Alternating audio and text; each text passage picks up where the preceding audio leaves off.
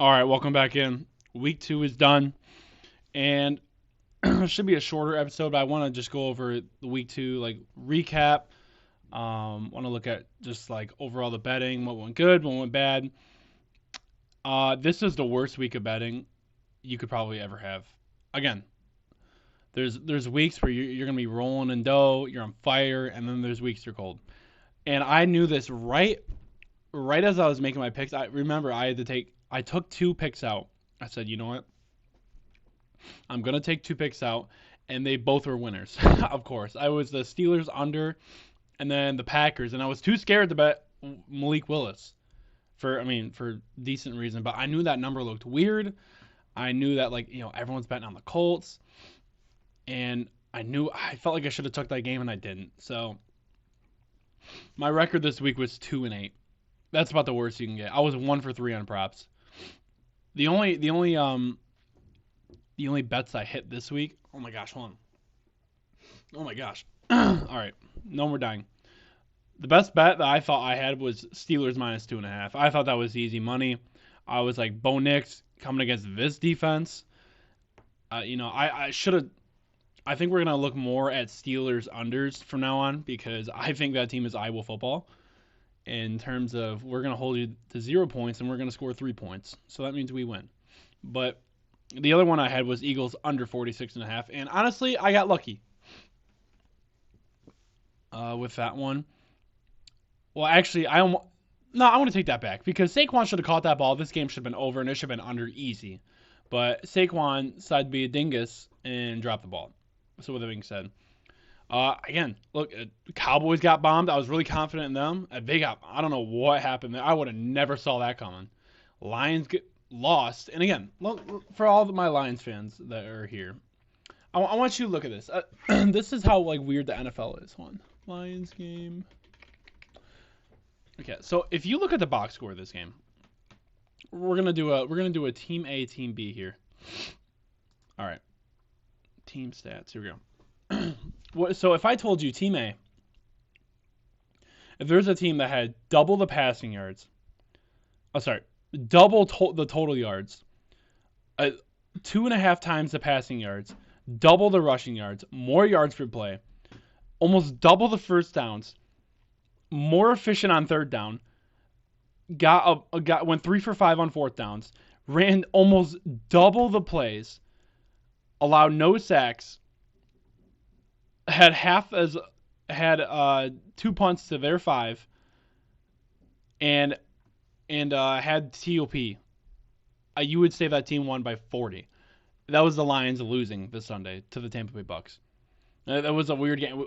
When you go 0 for 7 in the red zone, I don't know what to tell people. I mean, going 0 for 7, Jared Goff should have thrown 5 picks. Again, he's been not good. First couple weeks, it's gonna get better, but I'm happy that defense looked a lot better. Hutch, holy shit, dude! If you watched Hutch, it was just destroying people. And I don't know. Partially, I don't know what the Bucks were doing because they were just trying to throw. They were leaving him 1-on-1 with a backup right tackle. They tried to chip him, didn't work. I would have just double teamed them and just let somebody else do the work. I don't know what they were doing, but again, I feel like I had the right side. It just things like that. When you go 0 for 7 in the red zone, of course you're not going to win. And again, the whole field goal thing at the end of the half, where Dan puts them on, everyone go out, and then I got 40 guys on the field, which is frustrating for me as a fan. But that was the Cowboys. I just didn't see those two coming. The Cowboys and Lions. Giants, explain to me how you score 3 touchdowns and the other team doesn't score any touchdowns and you lose. Explain that one. The Rams game, they just had a bad game. I think Cooper Kupp goes out. You have no receivers. They get bombed by 40. Texans, again, Texans, excuse me. Texans, they win by 6. My bet's 6.5, so I lose. Eagles -6. That was probably my worst bet of all. I'll say that was my worst bet. That's a lot of points. And again, I did bet against Primetime Kirk, so I do understand why I did that, but that was probably the worst one if I could take that back. Seattle -3.5. Again, they win by 3. I lose. So it's really razor thin. And again, week 2, I went 2-8 for the season. I'm 5-13 right now. It's gonna get better. It's gonna get better. It's gonna get better. I feel like now we know we know teams better. We have a better understanding of teams. And look, there's just weeks like this where it's weird. Again, Giants score 3 touchdowns. The other team doesn't score any touchdowns, and they lose. I mean, the Cowboys and Lions kind of explain itself. Like those are just weird games, and I don't know. I mean, again, like the Packers game, weird game.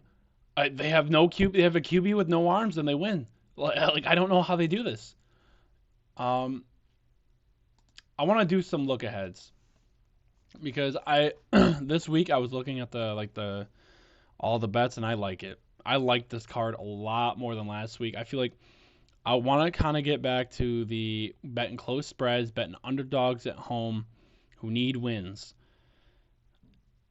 And I mean, just kind of looking at everything, just kind of seeing what's up. Thursday night, I don't even know if I have a play for that, dude. Jets -6.5, taking on the Patriots. Jets are at home. That is the most disgusting thing I've ever. Over under 38.5. I might not even watch that game, to be honest with you. I'll try to find a play for that game, but holy crap. I mean, like, look, there's a couple games where is it? Ravens, Cowboys. Ravens are -1 at the Cowboys. And 0-2 Ravens, 1-1 Dallas. They both desperate, need the game. Like, those are going to be tough. Like, again, San Francisco at LA Rams. You think they're losing 2 in a row? You think the 49ers are going to lose 2 in a row to the Rams? Like this is so hard, but like it's -7.5. Like I don't know what to do with some of these. Looking down, let's look down more. Again, like the Lions. Okay, take the Lions for example. I don't like betting. I don't like betting towards my team all the time because it feels biased, right? Lions are -3, taking on the Cardinals. Do you know? And I heard this on the radio. Last time the Lions lost 2 in a row was before Halloween in 2022. It's been almost 2 years since they lost 2 in a row. So them losing 2 in a row is not really a thing. And again, I think I think that's a good spot too for the Lions. And I'm trying to be unbiased as humanly possible. I know Amon-Ra is probably not going to play. I would assume he's not going to play. But at the same time, Arizona, like the up-down theory. So Arizona just had the game of their life. Like they just had the game of their life. Lions had a bad. I wouldn't even say bad game. They just couldn't score. They they couldn't score on freshman college girls. I don't know what was happening there.